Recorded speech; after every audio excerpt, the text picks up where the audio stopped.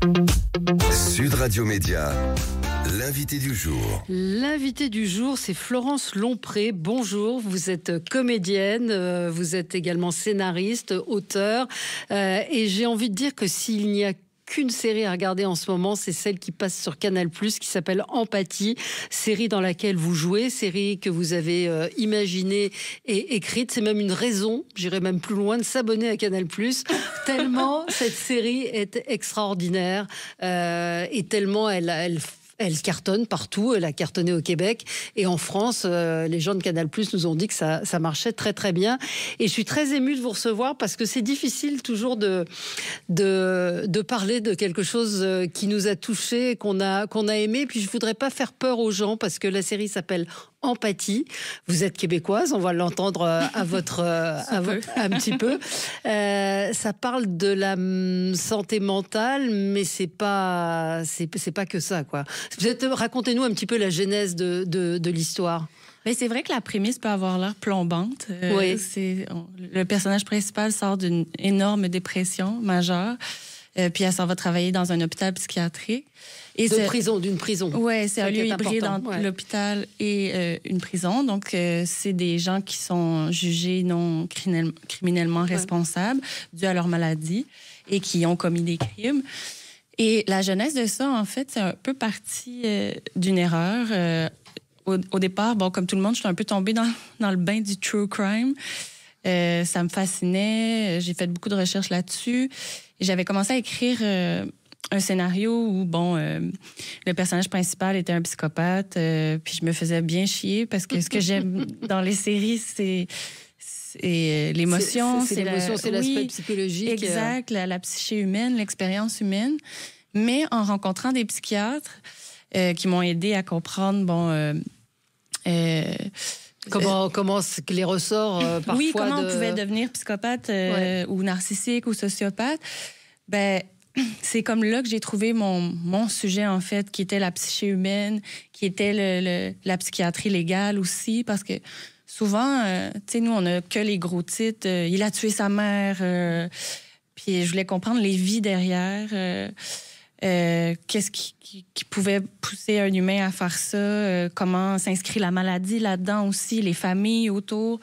Puis j'avais aussi envie de transposer ça aussi dans les personnages principaux. Donc, c'est pas juste les patients qui sont... C'est-à-dire que vous incarnez une psychiatre qui a elle-même des troubles. On comprend pourquoi, en regardant la série, on comprend qu'elle est passé un peu compliqué, pour le dire comme ça.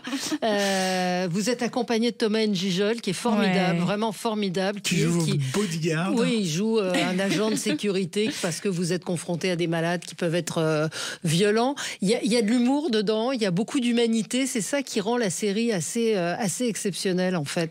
Et ça, c'est votre jeu, mais c'est aussi la façon dont vous l'avez imaginé et scénarisé. Oui, ça reste que c'est des vies qui existent. Il y a des humains derrière la maladie, puis les autres personnages aussi.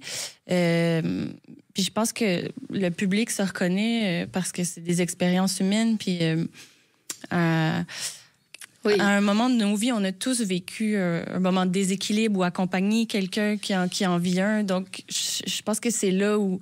Puis il y a encore une certaine pudeur à parler des problèmes de santé mentale. Donc, je pense que ça a libéré un peu les gens, cette série-là, puis de pouvoir dédramatiser aussi. C'est pour ça qu'on a injecté beaucoup d'humour là-dedans. Est-ce que vous pensez, est-ce qu'il faut être fou pour comprendre la folie? Je vous relancerai la question de c'est quoi être fou? Oui. C'est quoi la normalité? Alors, les gens qu'on voit dans la série, pour vous, ils ne sont pas fous? Pour moi, ils sont malades, en fait. On voit avec le trajet, je me souviens plus du nom du monsieur qui a un certain âge, qui a une barbe. Monsieur Dallaire. Monsieur Dallaire. Monsieur Dallaire. On comprend qu'il n'est pas si fou que ça. C'est ça qui est assez subtil, encore une fois, dans les personnages. C'est souvent des gens qui ont vécu des gros traumas ou qui ont eu des vies où ils ont été fragilisés. Ça peut être des gens aussi qui ont déjà un héritage génétique, qui sont aussi fragiles dans ce sens-là. Mais ce qui est étrange, c'est que même si c'est des criminels, on dirait qu'on retrouve l'humain derrière, puis on développe de l'empathie Absolument. pour eux. Parce qu'on comprend leur vie, même si on n'excuse pas le geste puis les crimes qu'ils ont commis.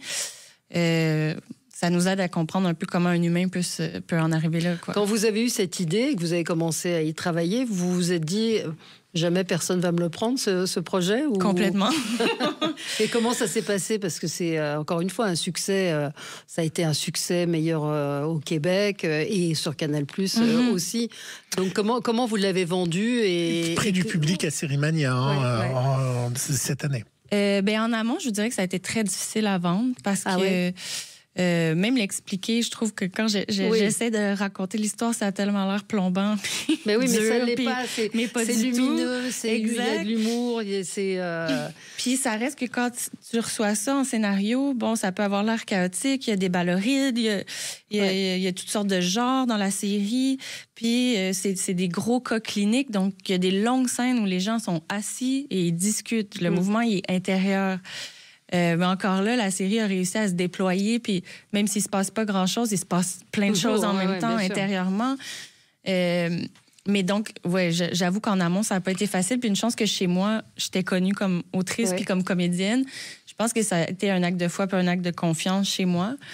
Puis après, quand on a eu les premières images, là, ça a été plus facile. Là, les gens, on avait un référent commun, puis des émotions communes aussi. Les prestations des comédiens, il faut le dire, sont remarquables. Parce qu'il n'y a rien de plus dur que d'être crédible quand on joue un fou. Complètement. Et c'est tellement compliqué, ils sont incroyables. Moi, je voulais revenir sur l'arrivée de Thomas N'Gijol. Comment elle s'est faite? Parce que du coup, il est appelé Tour Eiffel parce qu'il a un accent, parisien et français. Avec un joli épisode, vous verrez, du Capitaine Flamme. Il est formidable dedans. Tellement. Comment vous le connaissiez? Pas du tout. On a fait affaire avec une agente de casting ici qui s'appelle Emmanuelle Chalon. Puis elle nous a présenté plusieurs comédiens, puis on a eu un coup de cœur pour Thomas. Puis surtout, quand on a fait un genre de petit test, voir la chimie entre nous deux. Puis moi, quand j'ai entendu Thomas interpréter Mortimer, je savais après 20 secondes que c'était lui. C'était comme un match parfait. Ça veut dire que vous ne connaissiez pas sa carrière d'humoriste ici ou de réalisateur de films? Pas du tout. Je le connaissais que dalle. Incroyable. Même que je ne savais pas. J'ai compris plus tard à quel point il était connu. Oui, puis c'est un humoriste plutôt. Enfin, il est plutôt connu pour des rôles humoristiques. Alors et là, il a un contre-emploi. Et il est formidable parce qu'il est il a une forme d'impassibilité sur le visage qui exprime tellement de choses. Justement, on peut citer le réalisateur, Guillaume Lonergan ou Lonergan, c'est ça, un grand ami. Franchement, et puis effectivement tous ces comédiens. Et Canal+ est arrivé comment alors dans cette histoire? Il y a un accord avec la plateforme. Le pourparler est arrivé dans le temps de Sérimania. Puis je suis moins au courant de ces détails-là, je vous dirais, parce que c'est pas moi qui s'occupe de ça, mais je pense que ils ont eu le scénario assez tôt. Puis je pense que quand les premières images sont arrivées, puis Sérimania, ils se sont... Ça s'est fait. Et vous êtes surpris du succès en France aussi? Parce que c'est quand même... c'est quand même... il y a l'accent, et tous les comédiens pratiquement, à part deux, à part Thomas N'Gijol et Emilien, absolument. Les autres, c'est vraiment l'accent québécois, les expressions québécoises, donc c'est sous-titré. Et c'est vrai que c'est un succès phénoménal, encore une fois. Je suis à la fois surprise, mais tellement heureuse. Ouais. Parce que même si, pour moi, vous avez des accents. Oui, bien sûr. Moi, j'ai un accent. Mais reste qu'on parle la même langue. Puis j'ai vraiment envie que, de part et d'autre, nos œuvres voyagent plus. Puis je pense que ça, c'est un pas dans la bonne direction, que le public va s'habituer à entendre le Québec et vice-versa. Donc, c'est une alliance artistique pour moi qui, j'espère, va perdurer dans le temps. Oui. Mais comment vous avez arrivé? Alors, à un moment, on vous voit calmer une dame dans le premier épisode, par exemple, qui hurle. Et puis, sur un autre patient... très agité. Très agité, vous lui enlevez des médicaments. C'est vrai qu'en France aussi, on a ce problème d'assommer les gens au lieu de les gérer. Quand on n'a jamais été dans ce milieu-là, comment on fait pour imaginer les paroles qu'on va mettre dans ce film et comment avoir les paroles d'un psychiatre? C'est la dialoguiste. Oui, bonne question. J'ai travaillé pendant 3 ans avec des psychiatres. Puis j'ai fait 3 ans de recherche pour faire cette série-là. Parce que, comme vous dites, évidemment que moi, dans la vraie vie, j'ai pas 10 ans d'études en psychiatrie derrière moi. Donc, il fallait vraiment que je comprenne, que je maîtrise le sujet, que je comprenne la médication aussi, que je puisse expliquer aux comédiens, bon, si on te donne tel médicament, voici ce qui va arriver, voici ce que tu as à jouer physiquement aussi, tu vas cracher, tu sais, il y avait énormément de recherches pour aller chercher une sincérité, une véracité là-dedans.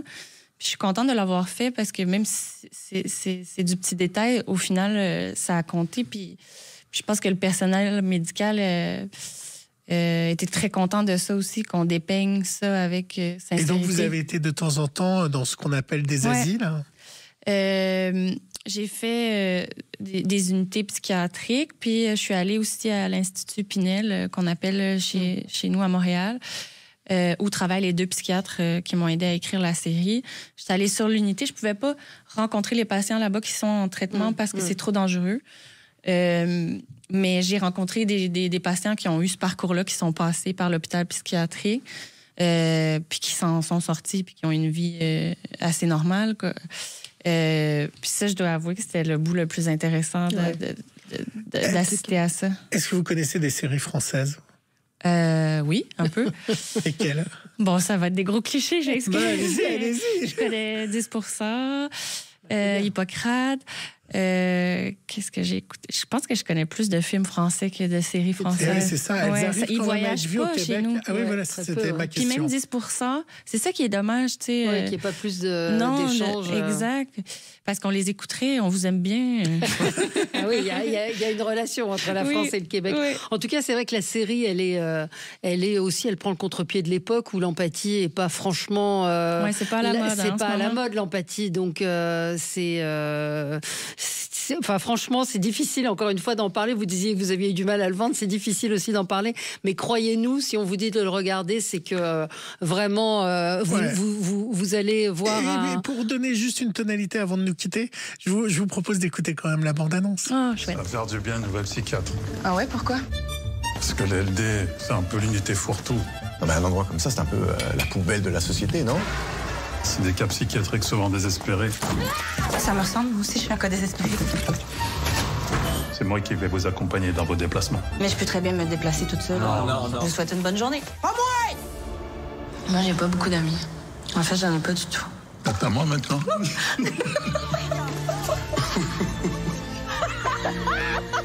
Vous êtes heureuse de travailler ici? J'aime bien les gens qui assument le silence. Ben, ferme ta gueule, d'abord. Voilà. Elle est bien, la bande-annonce, parce qu'elle donne effectivement ce côté, ce contrepoids où il y a de l'humour, du tragique et encore une fois, ça ressemble à aucune autre série. J'espère qu'il y aura une saison 2. Oui, je suis là-dessus. Comme je suis toute seule. Ça prend du temps pour écrire. Oui. Et on a hâte de voir la saison 2 et vraiment, cette série mérite que vous la regardiez. Ne vous fiez pas aux malades psychiatriques et tout. Vous allez voir, vous allez être ému, touché et amusé aussi parfois par certains dialogues. Et puis vous pouvez aller sur l'application de Canal+, où la série est disponible. Absolument. Merci beaucoup Florence Lompré d'avoir été avec nous ce matin. Merci pour vos beaux mots. Merci.